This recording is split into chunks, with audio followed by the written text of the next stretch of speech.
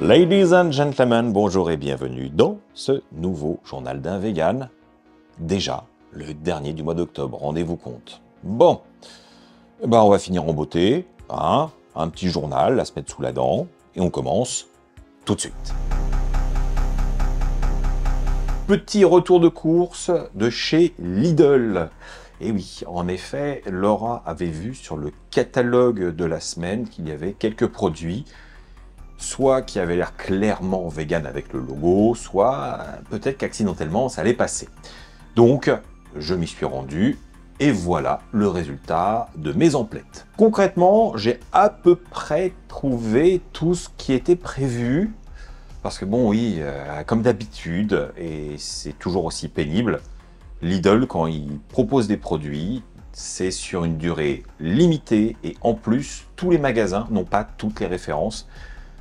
Et je trouve ça toujours aussi désagréable, en fait, de devoir courir après les produits quand on a envie de les tester.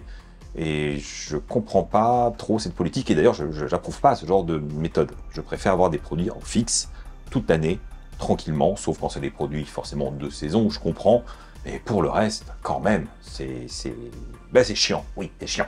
Alors, cette semaine, vous n'avez pas raté une semaine dite vegan avec toute une gamme de produits vegan. Non, non, non, non, c'était plutôt une semaine bio. Et dans le lot, il y avait quand même pas mal de références véganes. Donc, je vais vous montrer un peu ce que j'ai trouvé.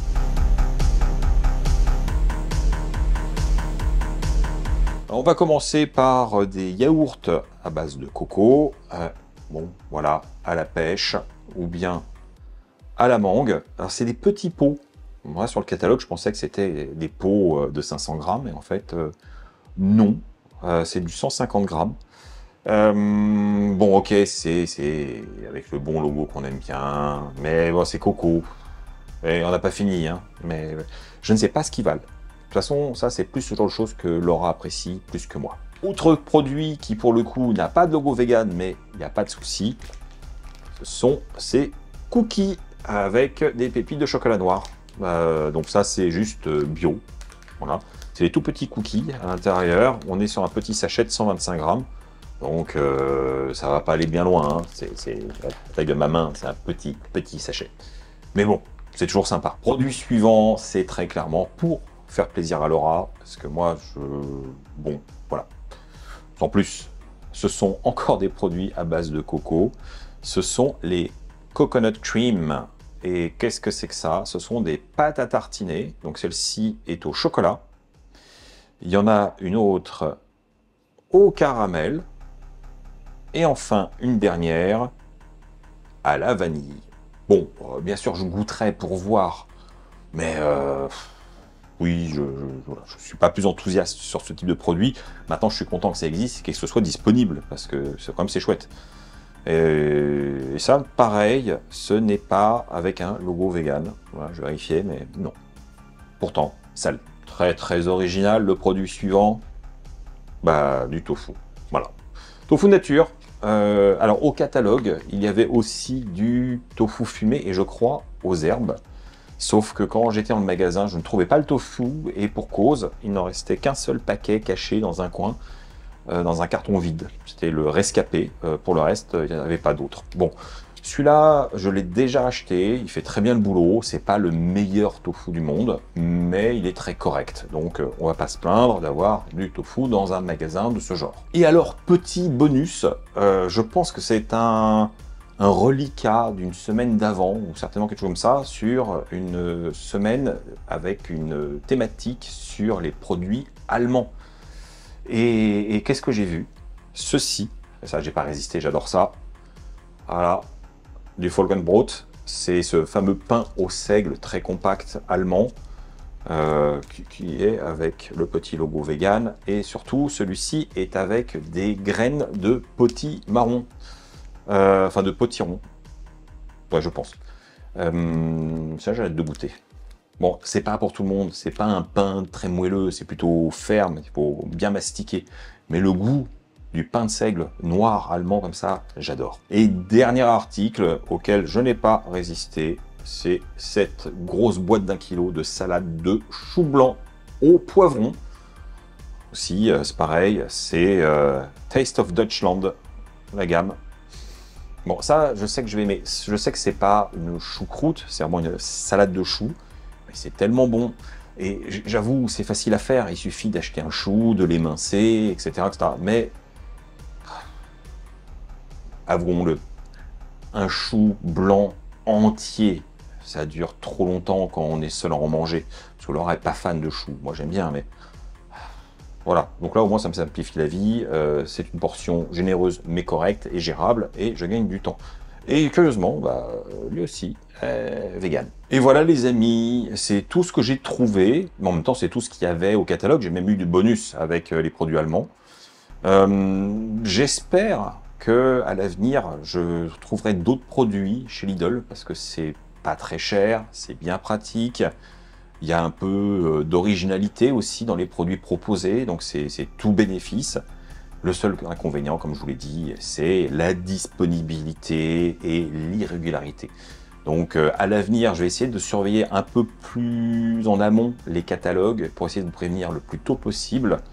Mais c'est toujours un peu en flux tendu. Et là, au moment où je vous parle, si ça se trouve, quand vous irez dans vos Lidl de proximité, vous ne trouverez absolument rien de ce que je vous ai présenté. Ce qui est fort dommage. Mais c'est pas ma faute.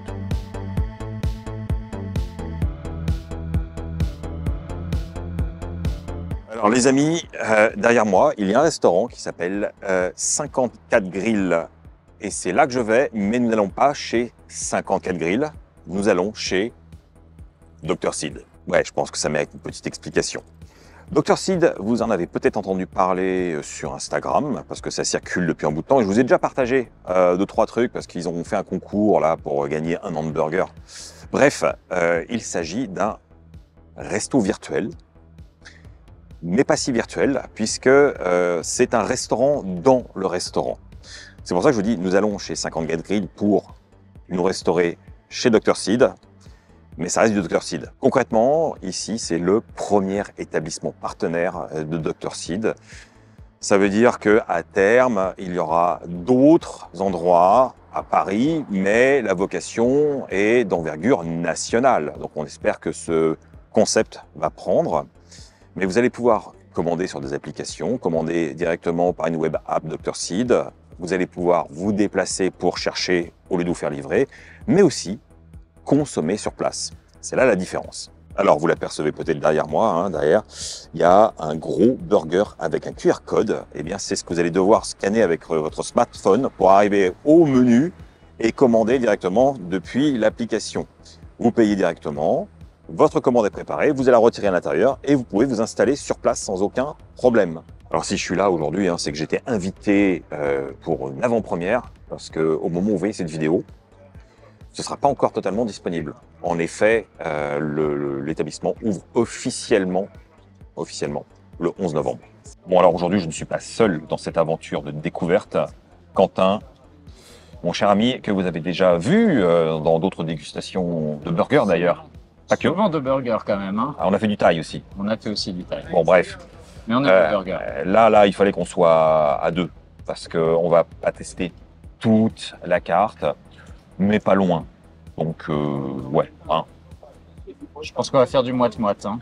On va faire du moite-moite. Bon, donc, vous l'avez forcément compris, on va manger du burger. C'est street food et on est sur les codes classiques des grandes chaînes de restauration que je ne nommerai pas, mais vous les connaissez tous. Et l'idée, encore une fois, c'est de reproduire le plus fidèlement possible l'expérience culinaire qu'on a pu rencontrer ailleurs. Bon, on a un peu bougé sur la terrasse parce qu'il commence à pleuvoir. Et ça y est, c'est servi et regardez.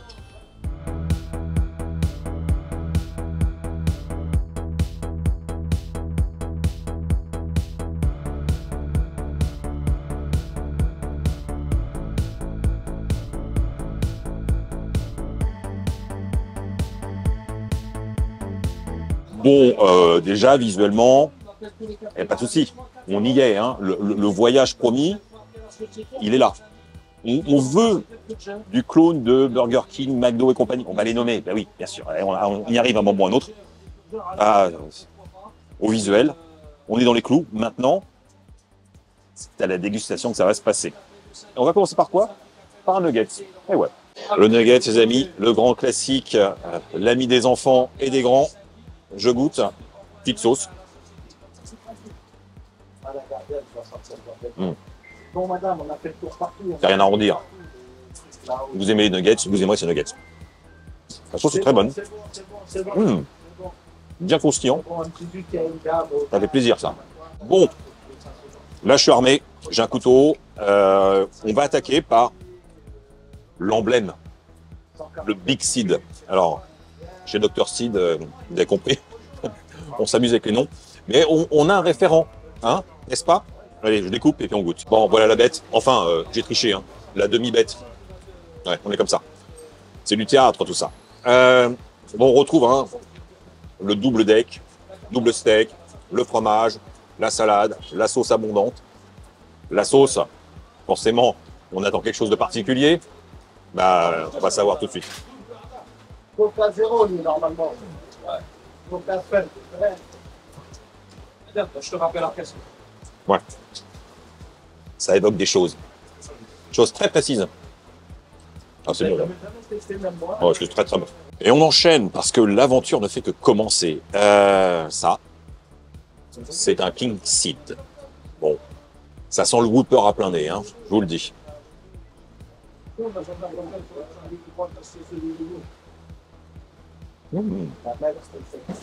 Franchement, si je compare avec le Big Seed juste avant, ça n'a rien à voir en goût ni en texture. C'est pas redondant. Là, on passe à autre chose. On passe au Chicken Seed. Je pense que le nom est évocateur. On a une sorte d'escalope un peu panée, de la salade, une sauce blanche. Ça a l'air très simple.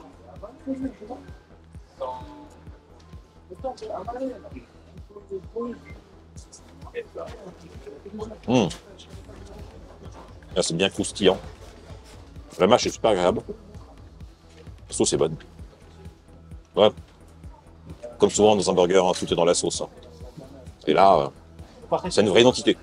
Allez, on retourne sur le classique. J'ai entre les mains un double cheese. Et là, ce qui est sympa, c'est quand même... Alors, la base de protéines. Là, on est sur des simili carnés bien connus. Mais je ne donne pas la marque parce que je préfère que vous les redécouvriez. Moi, j'aime bien m'amuser, c'est de deviner sans demander. En tout cas, le double cheese, là, c'est vraiment des steaks qui sont bien smashés. Visuellement, ça donne envie. Bon, je vais le couper en deux parce que je suis civilisé, mais j'ai hâte de mordre dedans. Allez. Oui, oui, j'ai encore faim, vous inquiétez pas.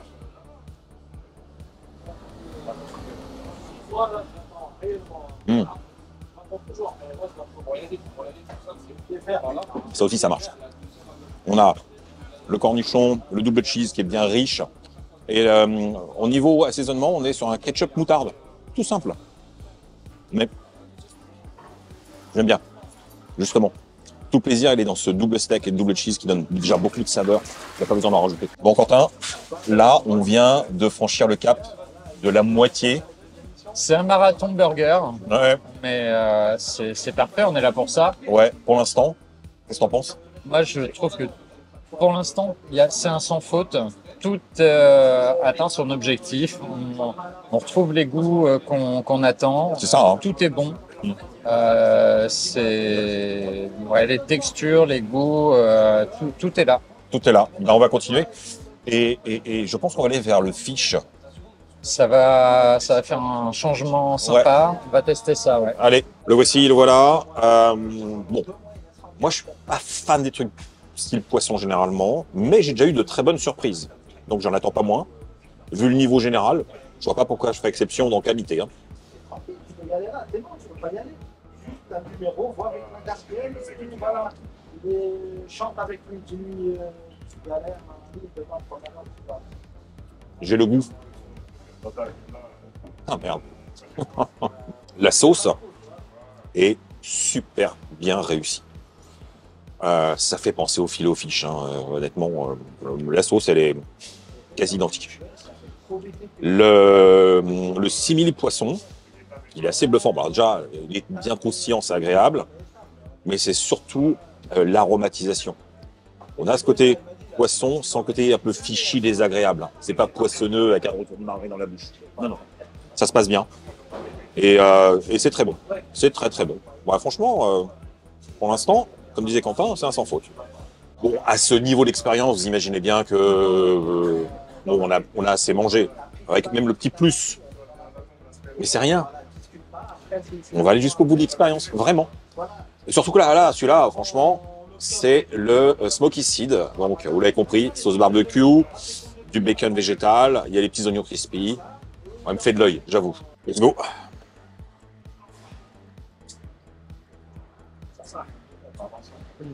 Mmh. C'est bien fumé en bouche. Hein. Mmh. Bon, là, la sauce est un petit peu trop sucrée à mon goût, parce que je suis pas fan de sucré salé. Ça fonctionne quand même. Hein. C'est surtout le côté fumé et intense qui ressort, avec le côté croustillant du bacon sur le cheddar fondant et la base de steak, petit pickles. Mmh. Ah, puis les petits morceaux d'oignon, là, comme tac. Honnêtement, j'aime beaucoup. Un peu moins sucré, ça me plairait mieux, mais je valide quand même. On arrive au bout. Le dernier sujet de cette expérience, le croque. Alors, le croque, il va se décliner de différentes manières. Là, on est sur du bacon avec le cheddar. Bah, ça me va très bien. Et alors, ce qu'on m'a dit, c'est que, pour l'occasion d'ouverture, il va y avoir un partenariat avec Eura qui sort un jambon végétal. Ouais. Et donc, il sera fait avec ce jambon. Ça va être intéressant. Et vous pourrez tenter de gagner jusqu'à 100 croques au jambon végétal à l'ouverture. Et ça, vous aurez toutes les infos sur Instagram. En tout cas, bacon, moi ça me parle. Je coupe et on déguste. Let's go. Mmh. C'est vrai. Pas mal. Avec le bacon quand même. Avec le fromage et le pain, ça marche. Je pense pas qu'il y ait de sauce. Mais c'est surtout le bacon qui ressort le plus, avec le croustillant à l'extérieur. Très chouette. Yes, on a réussi. On a réussi. Ouais. Bon, en tout cas, mission accomplie. Test effectué. On a testé toute la carte. Honnêtement, j'ai tout aimé. Mais moi aussi, c'est ça qui est incroyable, c'est qu'au final, tout était satisfaisant. On a vraiment retrouvé à chaque fois les goûts qu'on espérait. Ouais, les traceurs sont là. Hein. C'est ça. On retrouve les références qui sont clairement là. Pour moi, le moins intéressant peut-être, c'est le croque. Parce qu'au final, mais même l'original, c'est quelque chose de minimaliste. Ouais. Et ça n'a pas un caractère très, très marqué. Mais en fait, la question que je me pose, parce que moi, je l'ai bien aimé, mais c'est vrai que c'est pas quelque chose que j'aurais tendance à commander pour mon repas. C'est quelque chose que j'aurais plutôt un petit peu en snack, un truc en annexe. Ouais, t'as un petit creux, tu te fais un petit croque, un ouais. gros burger, mais plus juste ça parce que t'as une petite faim. Ou, C'est ça. toi, le truc de 11 heures, Ouais, par tu exemple. vois, c'est plus sa place, je Ouais. pense. Alors que bon, le burger, là, tu te poses, quoi. Ou alors tu sors du boulot, t'as faim, tu te prends ça avant de Ça. rentrer chez toi et dîner, quoi. Le croque, je le visualise plus comme une sorte de dépannage, Ouais, un entre-deux. Je suis d'accord. Mais tout le reste était vraiment bon. Moi, je suis d'accord. Mm. Les sauces sont vraiment ultra crédibles, les textures sont bien. Absolument. Voilà. Et j'ai vraiment pas le sentiment d'avoir mangé du vent. Alors, on a mangé à l'excès. En fait, moi je me sens vraiment full. Ouais. Je suis Pas calé. mal. Je suis calé, mais je j'ai pas l'impression d'avoir mangé des choses sales. Ouais, Je fat, me sens pas gras dedans. Non. Je me sens calé, mais Nourri en profondeur. exactement. Bon, bah voilà les amis, je pense qu'avec Quentin, on vous a tout dit sur Dr Seed. C'est une bonne expérience. On s'est vraiment, sincèrement régalé dans toute la simplicité. C'est vrai que c'est pas des burgers créatifs. Voilà. Vous n'êtes pas là pour commander des burgers qui sortent de l'ordinaire, qui vont dans un petit délire, que ça. Non, non, là on est sur des grands classiques revisités en végétal, ce qui rappelle pour beaucoup de gens des bons souvenirs et ce sont des ancrages culturels. Donc c'est vraiment important, je trouve, et ça a sa place. Ça a vraiment sa place. Et ce concept, vous allez me dire, ça me fait penser à Végédal, à la grande époque. Et ce n'est pas du tout la même entreprise. C'est à peu près la même idée, mais j'espère que Dr Seed va réussir là où j'estime que Végédal a échoué. On verra ce que l'histoire nous réserve. En tout cas, cette idée de restaurant hybride où on peut commander en ligne ou s'installer pour déguster, je trouve ça assez chouette. Et alors, si ça fonctionne bien, il y a comme projet derrière, potentiellement, d'ouvrir un vrai restaurant Dr Seed. Voilà. Mais là, on est sur une étape intermédiaire de prudence et je trouve ça beaucoup plus malin peut-être que se lancer directement à ouvrir un établissement et prendre des gros risques. Donc c'est un autre modèle, un autre concept et je trouve ça super intéressant. Donc je vais suivre ça de très près. La semaine dernière, avec Laura, Marie et Flo, nous avons été au Parc Astérix pour une soirée spéciale Halloween dans le parc. Et j'avoue, l'idée était plutôt séduisante. En effet, autant je suis rodé avec Disneyland depuis de nombreuses années, que le parc Astérix, je n'y ai jamais mis les pieds avant cette fameuse soirée. Donc c'était une toute première fois. Faut dire que ce parc n'est pas forcément facile d'accès quand on n'est pas véhiculé. Contrairement à Disneyland où on peut y aller directement avec un RER, là, c'est tout de suite toute une autre expédition et sans voiture, c'est compliqué. Donc ça ne favorise pas l'idée d'aller voir ce parc. Et puis il y a aussi un autre paramètre, c'est que depuis son ouverture jusqu'à il n'y a pas si longtemps, le parc Astérix faisait partie de ces parcs qui exploitaient les animaux, comme des dauphins, me semble-t-il. Et il a fallu un sacré bout de temps pour qu'il renonce à cette pratique. Et ça y est, mais il faut être net, durant un certain moment, malgré les propositions ou les opportunités, je déclinais simplement pour ne pas aller dans un parc de ce genre qui n'avait pas beaucoup de respect pour les animaux. Logique quand on est vegan. Mais bon, comme les choses ont changé, que Marie et Flo avaient vu cette idée de soirée spéciale, je me suis dit, eh ben oui, c'est cool, c'est une occasion de découvrir un parc, sachant que moi, personnellement, les univers, généralement, ça m'atteint pas beaucoup, mais j'aime bien tout ce qui est à sensation. Dès que ça bouge et que ça va vite, je suis plutôt friand de ce genre d'activité. Et pour le coup, le parc Astérix est vraiment réputé pour ses attractions à sensations. Alors bon, vous vous en doutez, si je vous parle de ça aujourd'hui, c'est pas juste parce que on a été au parc Astérix, et je vais pas vous raconter les attractions qu'on a fait. Ça n'a pas un grand intérêt, c'est même pas le sujet sur cette chaîne. Non, il y a deux points. Alors déjà, ma grande déception globale, parce que la soirée était très mal organisé. Vous savez, c'est ce genre de soirée où ça commence après la fermeture officielle du parc et vous devez réserver votre place à l'avance sur Internet. Bref, on imaginait très innocemment que c'était pour permettre justement d'avoir un cadre peut-être un peu plus intimiste, un nombre de places réservées, permettant une certaine fluidité et de vraiment profiter de la soirée, puisque nous, on avait le parc, soi-disant pour nous, de 19h à 1h du matin. Et j'avoue que dès qu'on est arrivé sur le parking, j'ai vu que c'était noir de monde, et la queue à l'entrée du parc, juste pour rentrer avec les places prépayées, je me suis dit, oula, il y a comme un petit souci sur le côté un peu intimiste. Là, on s'est un peu emporté sur le concept. En effet, on va pas y aller par quatre chemins, c'était noir de monde. On avait du mal à circuler. Je n'ai pas vu une seule attraction à moins de 40-50 minutes en moyenne. Bon, sauf exception, mais c'est des petites attractions comme ça où les gens n'ont pas forcément envie d'aller. Aussi, l'autre souci, c'est que tout le parc n'était pas ouvert.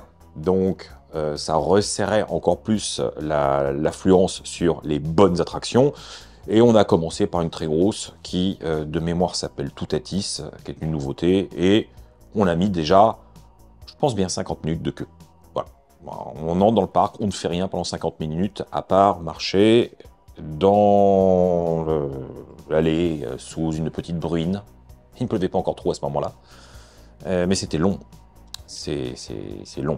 Bref, si j'ai envie de vous parler de ça, c'est aussi sur l'aspect culinaire. Bah oui. Hein. Le parc Astérix est très clairement assez pauvre en options véganes. Alors, si vous êtes végétarien et végétarienne, vous n'aurez pas trop de mal à trouver de quoi vous nourrir sur le parc. Quasiment tous les restaurants proposent une option. Alors l'option, attendez-vous à juste une salade de tomates avec des billes de mozza, hein. C'est pas non plus funky. Hein. Non, c'est très basique. Mais en végétarien, on s'en sort. Bah, je pense qu'on s'en sort. Quand on est vegan, c'est tout de suite un autre challenge. Alors, il n'y a pas non plus strictement rien, mais si c'est pour faire ça, bah bon, ok. C'est pas qualitatif, c'est cher et c'est décevant. Voilà, c'est pas une bonne expérience. Mais si vous allez sur le parc Astérix, sachez que vous pouvez vous rendre dans un des restaurants qui s'appelle Au Dolmen Gourmand. Alors, j'ai pas vu les dolmens et la gourmandise, on repassera, mais il propose un burger vegan estampillé, avec même à la carte des nuggets vegan. Marquez bien que c'est la marque Apivore qui fait ça. Et puis voilà, alors c'est un burger sans aucun intérêt, dans lequel il n'y a pas de steak végétal.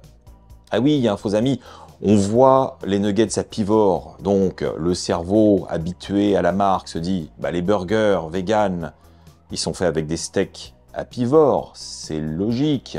Surtout qu'il y avait un autre restaurant, on avait vu aussi des escalopes panées Apivore, c'est cohérent. Et en fait, pas du tout. C'est un burger dans lequel on nous glisse gentiment une galette de pommes de terre avec un morceau de portobello. Voilà. Salade, tomate, oignon, chef, une sauce un peu tomate, que t'es pas trop mauvaise hein, d'ailleurs, mais bon, sans grand intérêt. Et puis un pain pas top, hein, on s'en doute, des frites surgelées, voilà, et ça vaut 17 € et des brouettes. Ce qui n'est pas excessif par rapport à de l'alimentation proposée dans un parc, parce que c'est toujours extrêmement cher. C'est cher. Mais alors, par rapport à ce qu'on connaît sur un menu à Paris de burgers de qualité, pour ce prix-là, bon, voilà. On a au moins des frites maison et un burger un peu créatif avec un vrai steak avec de la protéine. Et pendant qu'on mangeait, dépité, nos burgers, tous les quatre, il y a une réflexion qui s'est faite. On se dit, mais à quel moment il y a quelqu'un dans l'équipe de cuisine qui a validé cette recette? Non, c'est une vraie question. À quel moment on se dit, je fais un burger, pour remplacer les protéines, je mets une galette de pommes de terre. Alors là, on se demande. Et ça, ce sera servi avec des frites. On a un burger à la pomme de terre servi avec des frites. Nutritionnellement, c'est génial. Ah, c'est du génie. C'est du génie. Je ne comprends pas. Dans du pain. Bon, ok, on a du champignon quand même, c'est quand même la fête. Bon, je vais pas m'appesantir sur le problème. Vous l'avez compris, c'est plus que médiocre. Ça dépanne, mais il n'y a aucun plaisir, il n'y a pas d'originalité, et oui, on a l'impression d'avoir jeté 17 € par la fenêtre, c'est très clair. Voilà, bon, bah... Ah oui, c'est un menu sans boisson, hein, même pas un verre d'eau. Ouais, voilà. Alors, je rajouterai un petit point, c'est que le bun était censé être rose. Nous n'avons pas vu ce que nous avons mangé, et c'est bien pour ça que je ne vous l'illustre pas, à cause de l'obscurité totale qui régnait là où on était assis. Alors je ne sais pas si c'est parce qu'il y avait la thématique Halloween et qu'ils voulaient faire des ambiances obscures, mais au moins mettre des petits lampions en forme de citrouille, enfin quelque chose pour décorer les tables, pour qu'on voit ce qu'on mange. Parce que là, on était vraiment dans l'obscurité, en train de manger quelque chose je ne sais pas la forme, au toucher, c'était bien un burger. La table était très sale et collante, et nous n'avions pas de serviettes sur le plateau. Ouais, c'était une super expérience, n'est-ce pas? Et alors l'autre lieu où vous avez une option, et je me dis, bah, si ça se trouve, on aurait peut-être mieux fait, c'était le Relais Gaulois. Alors ça ressemblait un petit peu à une sorte de self, enfin voilà, ça donnait pas très envie. Et là, sur le menu, il y avait effectivement l'escalope panée à pivot servie avec des légumes vapeur, pour à peu près 12,50 €, comme ça. Bon, bah oui, effectivement, des légumes vapeur, et puis une protéine végétale qu'on trouve dans tous les supermarchés, c'est pas motivant, c'est sûr. Mais c'était peut-être meilleur. Donc voilà, c'était nos aventures au parc Astérix. Ouais. Je dirais pas que c'était une mauvaise soirée parce que j'étais en bonne compagnie. Qu'on a fait une attraction qui valait vraiment la peine, là, le Toutatis. Oui, c'est... Ah, c'est sérieux, hein, 110 km/h, ça dure longtemps. Ça... Ouais, ça vaut la peine, si vous aimez ça. Par contre, pour le reste, c'était assez médiocre. Et puis surtout, sur la soirée, on a fait réellement 4 attractions. Et encore, des trucs gentillets, spécial Halloween, qui étaient pas top qualité. Voilà. Et puis l'ambiance d'ailleurs de l'ensemble du parc, sur la thématique Halloween, ça colle pas trop. Enfin, c'est bizarre comme idée de faire une soirée Halloween dans un parc à thématique gallo-romaine. Ouais, voilà, on profite de la saison, quoi, on va dire. Mais je finirai malgré tout sur une touche positive. C'est que le peu qu'on a vu du parc, parce que très mal éclairé, avec des ambiances, alors ça, il y avait des ambiances assez chouettes d'ailleurs, hein, mais l'ensemble du parc n'était pas très éclairé, le fait qu'on n'ait pas profité des attractions, mais qu'on les connaît de nom, et bah ça donne vraiment envie d'y revenir. Mais par contre, en journée, en semaine, tranquille, hors soirée spéciale, je pense que ça se passera beaucoup mieux, ça nous permettra de mieux profiter de l'ambiance et des attractions sans devoir faire des queues absolument désagréables, et c'est une perte de temps, et c'est une frustration, parce que le ratio, on vaut pas la peine, hein. Mais ça, on le connaît avec Disneyland, hein, faire 30 minutes, 40 minutes de queue pour une attraction qui dure 1 minute 30, il y a un problème, quelque part. Et je ne sais pas comment ils peuvent résoudre ce problème d'affluence, d'ailleurs. Et vous, les amis, est-ce que vous connaissez ce parc? Est-ce qu'il y a des attractions que vous me recommandez pour la fois où on ira peut-être, hein, c'est pas prévu tout de suite, mais dans l'idée de profiter, de découvrir mieux le parc dans de meilleures conditions? Si vous avez des attractions à me recommander, c'est le moment ou jamais de les mettre en commentaire. Dites-moi si j'ai raté des choses en termes d'alimentation végane, parce que j'ai épluché tous les menus qui sont disponibles en PDF sur l'application du parc Astérix. Donc j'ai rien vu d'autre. Et quoi d'autre? Bah oui, ici aussi, je vous invite à aller sur la chaîne de Marie Sweet & Sour, son dernier blog. Elle en parle aussi, je crois, du parc Astérix, et elle nous donnera son ressenti. Ah là, je vous vois déjà vous réjouir, bande de petits sadiques. Parce que, oui, je vais tester maintenant un substitut de produits laitiers. Et vous savez qu'avec moi, ça passe douloureusement. Enfin, quand c'est bien fait. C'est le problème. Et là, voilà. Aujourd'hui, on va tester la fraîche de Sojade. Alors, comme le nom le laisse présager, et sa forme aussi, on est face à une crème fraîche végétale, toujours très utile en cuisine, surtout en France. Et bah oui, c'est vrai que c'est un produit qui manque, je trouve, la crème fraîche épaisse. Différentes marques en proposent. Pour l'instant, ce que j'ai trouvé de mieux, je pense que c'est celle de chez New Roots, fait par les Suisses. Voilà, mais c'est pas répandu. Finalement, la crème végétale, la crème de soja en briquette, ce qu'on appellerait plutôt une crème fleurette, une crème assez liquide, Ok, ça fait 35 ans que ça existe, si ce n'est plus. Mais on est resté à ça comme référent, comme le principe de la crème végétale. Et dès que c'est des crèmes épaisses, bah soit c'est instable, comme celle de Sojami, qui est bien, mais qui est une crème lacto-fermentée, qui, selon la température et la conservation, bah voilà, ça vire un peu, et puis elle peut avoir une texture extraordinaire comme maladroite. Enfin, pour moi, c'est pas un produit stable. Ensuite, la New Road, c'est très bien, et puis il y en a d'autres qui sont, ça, de manière anecdotique, disponibles, et qui disparaissent. À croire qu'il n'y a pas de demande. Ce qui m'étonne beaucoup, puisque quand même, la crème fraîche en cuisine française, c'est très utilisé. Ou alors c'est parce que je suis influencé par le côté normand maternel.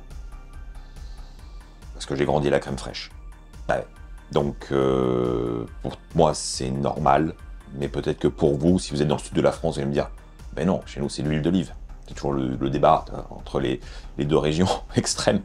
Mais non, blague mise à part, je sais pas pourquoi, à chaque fois qu'il y a une crème végétale épaisse qui sort, bah, elle reste pas longtemps en rayon et disparaît. Est-ce que Sojade va subir le même sort? Le temps nous le dira. Mais avant de se projeter dans un avenir incertain, il serait peut-être de bon ton de l'ouvrir, de la regarder, de la renifler et de la goûter. Voilà. Allez, voyons.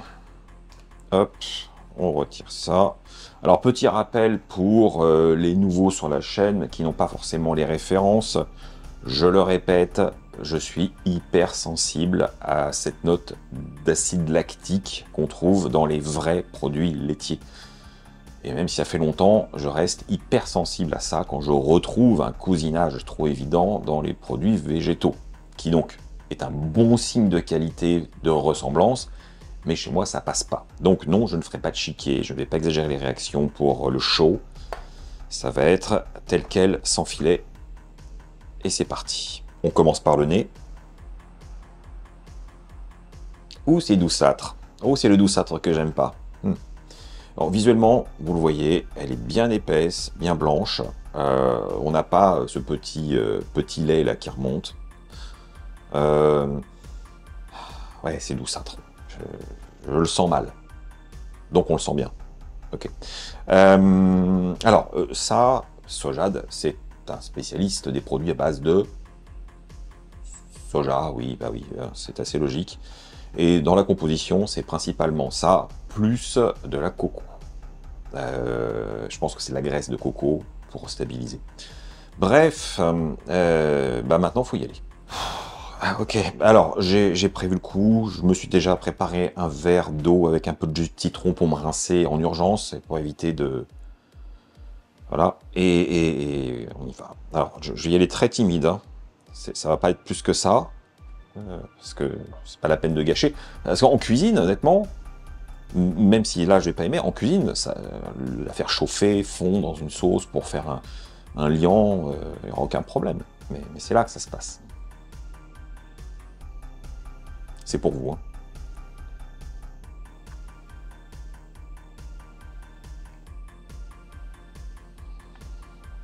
Ça pourrait être pire.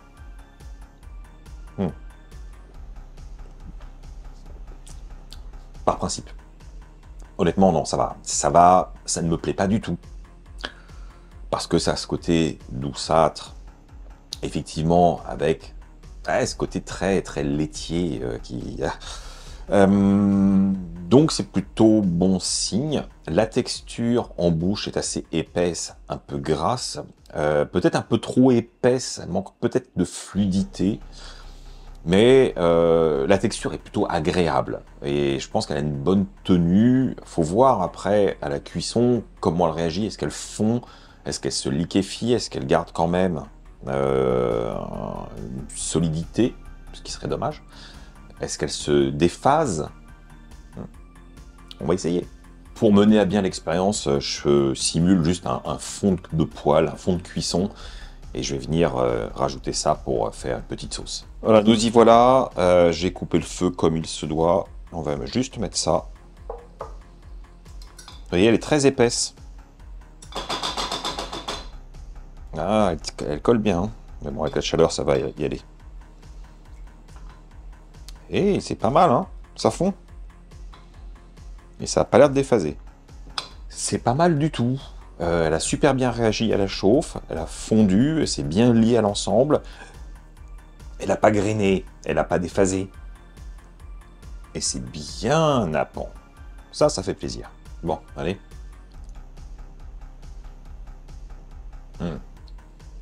Ça, c'est super. La texture est bien lisse.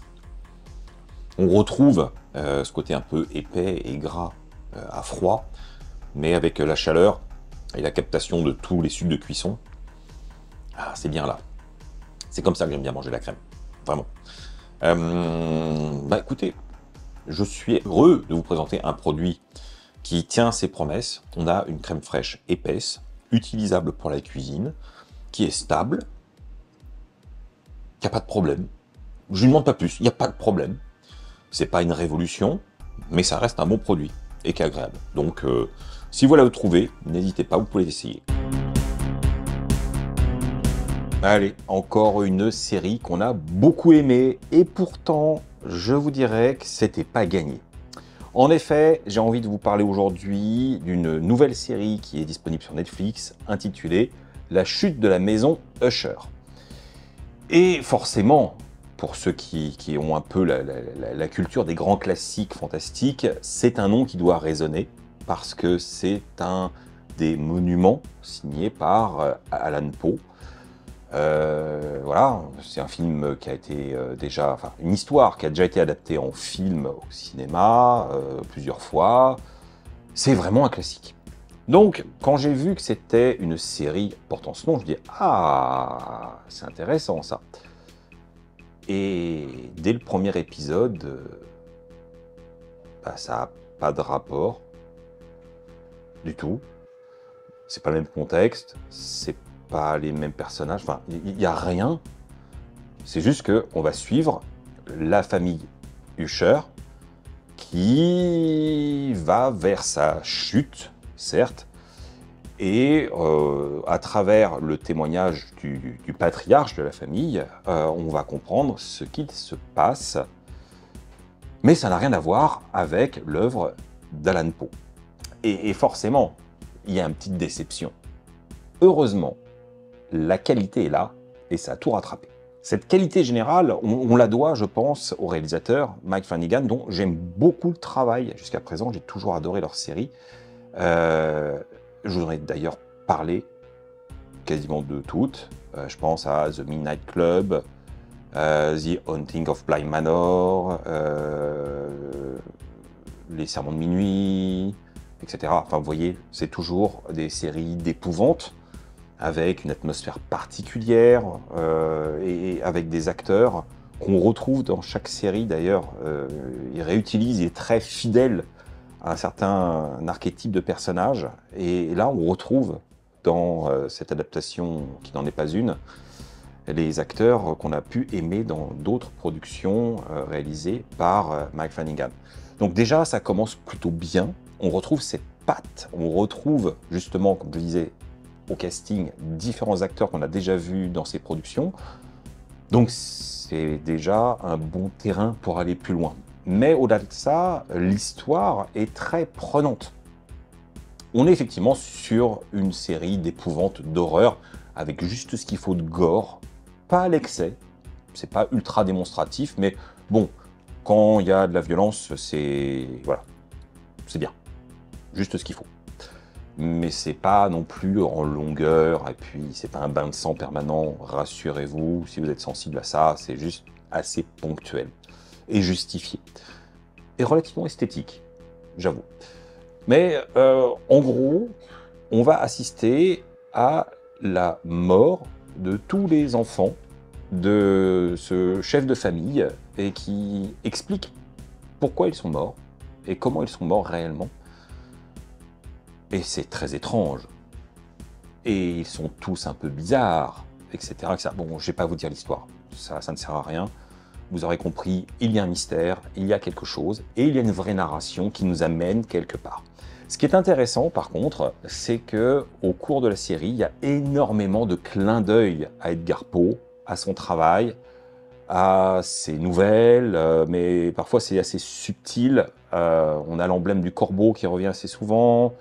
On a un épisode avec des singes qui rappellera... Bon bref, je vous dis rien, ce serait vraiment trop dommage. Je vous laisse regarder. Nous, on s'est régalé. Il y a 8 épisodes, pas plus. Il n'y aura pas de suite, c'est impossible. Il y a une vraie fin. Donc, tout va bien. Donc, régalez-vous. Aujourd'hui, je vous propose une recette que je vais improviser autour des restes que j'ai, des trucs à finir. J'ai un demi-pot de pesto, quelques tranches de cheddar pas terribles. J'ai une date courte sur un haché végétal. J'ai un sac de brocoli et une bruschetta. Je me dis, bah, allez, avec tout ça, on peut faire un truc chouette. C'est ce que je vais essayer de démontrer.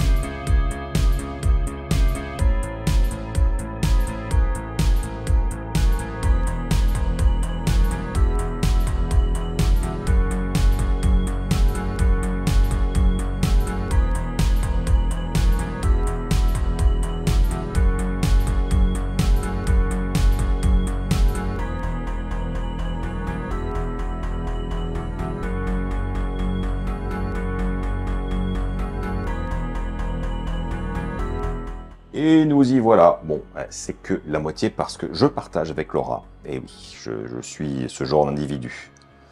Donc, pendant qu'elle est en train de goûter, eh bien, moi, je vais vous donner mon opinion sans plus attendre. C'est parti.